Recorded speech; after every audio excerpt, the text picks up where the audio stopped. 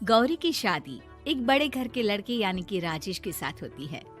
राजेश की 4 बहनें हैं और सभी अपने भाई पर जान छिड़कती है। अरे पापा, ये राजेश के लिए कैसी छोटी सी हिट की लड़की ब्याह लाए आप? हम लोगों का भाई तो राजकुमार है, उसके लिए तो कोई राजकुमारी होनी चाहिए थी। गौरी को ननद की बात बुरी लगती है और वो रोने लगती है। अरे क्यों गला फाड़ रही है? क्या गलत बोल दिया मेरी बेटी ने? इकलौता बेटा है हमारा, समझी? वो तो तेरे ससुर हाँ कराए थे, वरना मैं तो ना करवाती तेरी शादी अपने हीरे जैसे बेटे से। ननदे सास को भरती और सास गौरी से लड़ती। ये क्या है? तुम्हारी बहनें और माँ आए दिन मुझे खरी खोटी सुनाती रहती है। क्यों नहीं बोलते उन लोगों को कुछ? अरे क्या बोलूं? अब उन लोगों का इकलौता भाई और बेटा होना, तो वो लोग थोड़े इमोशनल है मुझे लेकर, समझा करो ना।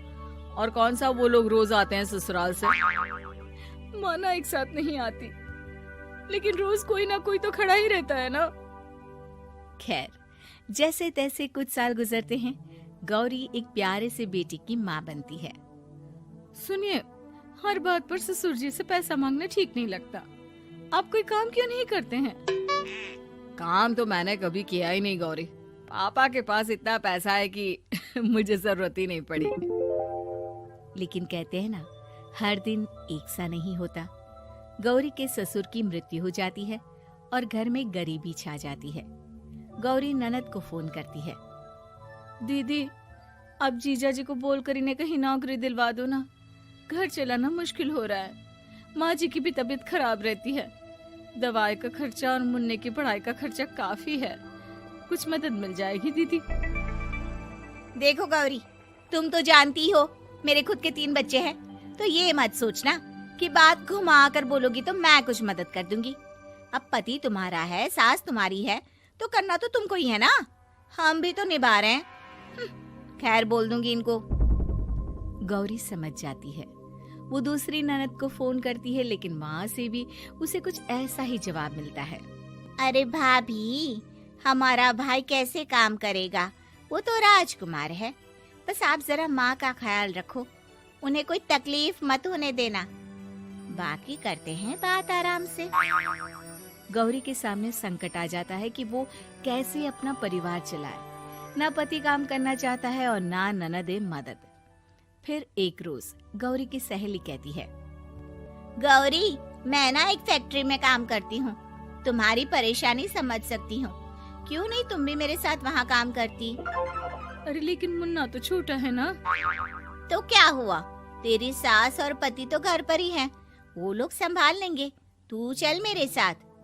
गौरी ने अब काम करना शुरू कर दिया था, लेकिन उसका सपना अपने बेटे को अच्छी शिक्षा देने का था।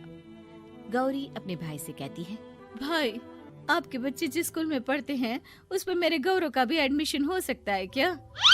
अरे कैसे बात कर रही है गौरी? जितना तू कमाती है उतने में तो तेरा घर भी नहीं चलता। तू कहाँ इतने महंगे स्कूल का सपना देख रही है? लेकिन गौरी भी ठान लेती है कि वो किसी न किसी तरह अपने बच्चे को अच्छे स्कूल में पढ़ाएगी। माँ जी, ये मेरे गहने हैं, मैं बेच रही हूँ। गौरव का कल एडमिशन है। अरे वो तो ठीक है गौरी, लेकिन आगे की फीस कैसे मैनेज करेगी? और ज्यादा मेहनत कर लूंगी माँ। गौरव कुछ बन गया तो हम लोगों के सारे दुख दर्द दूर कर देगा। गौरी, हम लोगं ने तुझे गलत समझा, लेकिन तू ही थी जो ये घर लेकर चल रही है, वरना कब की अलग हो जाती। गौरी सास की ओर मुस्कुराकर देखती है। आप भी तो मेरा साथ दे रही है ना। अरे कभी खाने में अंडा या मुर्गा भी खिला दिया करो। क्या रोज रोज पत्ता खिलाती रहती हो? अरे शर्म तो आती नहीं, सारा दिन बहू काम करके पैसे लाती है, खुद तो कुछ करता नहीं, ऊपर से मुर्गा खाना है इसको। गौरी अपना घर चलाने के लिए तो पर्याप्त पैसे कमा लेती है, लेकिन बेटे के महंगे स्कूल, कोचिंग और उसकी डिमांड पूरी करने के लिए उसे लोगों से पैसे उधार लेने पड़ते। माँ, मुझे जूडो कराटे की ड्रेस चाहिए, मैं घर के कपड़ों में क्लास नहीं अटेंड करूँगा। और क्या, बिल्कुल, घर की भी कोई ड्रेस होती है क्या? मैं कल ही ला दूंगी। बच्चा, तू बस मन लगाकर पढ़ाई किया कर। उसके जाने के बाद कहाँ से लाएगी पैसे ड्रेस के? माँ वो पास वाली चाची से कुछ पैसे उधार लूंगी। अरे सभी से तो उधार ले चुकी है तू। कर्जा इतना चढ़ा लिया है कि पूरा जीवन भी कमाएगी तो उतार नहीं पाएगी। अरे माँ जी, गौरव कुछ बन जाए तो मुझे कमाने की क्या जरूरत, फिर तो मैं बस रानी बनकर राज करूंगी। एक दिन गौरव कहता है, माँ मेरी नौकरी लग गई है, वो भी अच्छे पैसों में। अब हम लोगों के बुरे और दुख के दिन जल्दी खत्म हो जाएंगे। गौरी की खुशी का ठिकाना नहीं होता। वो सास की फोटो के सामने हाथ जोड़ती है कि उसका पति उसे कहता है, देखा गौरी, तेरी तपस्या खत्म हुई। इतने सालों से जो तू फैक्ट्री में नौकरी कर रही है, अब तू आराम कर सकती है। अरे नहीं नहीं, अभी तो नौकरी लगी है, कुछ दिन कुछ पैसे कमा तो लेने दो। कुछ महीनों बाद गौरी की ननद गौरव के लिए रिश्ता लेकर आती है। अरे भाभी, वो मैं ना रिश्ता लेकर आई थी गौरव के लिए। सुना अच्छा कमा रहा है, क्यों? देखा मेरी बहन कितनी अच्छी है, कितना सोचती है हम लोगों के लिए। गौरी कुछ नहीं कहती, लेकिन उसका मन नहीं होता है कि वो बेटी की शादी इतनी जल्दी कर दे। हाँ वो तो ठीक है, लेकिन अभी कुछ कर्जा है जिसे उतारना है। तो क्या हो गया, शादी के बाद भी उतार लेगा। कम से कम एक लड़की आ जाएगी तो आराम रहेगा। गौरी लोगों के प्रेशर में आकर बेटे की शादी कर देती है और शादी के बाद एक दिन जब अपनी फैक्ट्री में जाती है। मैनेजर साहब, कैसे इस फैक्ट्री में 22 साल काम कर लिया पता ही नहीं चला। अब तो बेटा सेटल हो चुका है, नौकरी की जरूरत नहीं है, लेकिन आप सभी का शुक्रिया।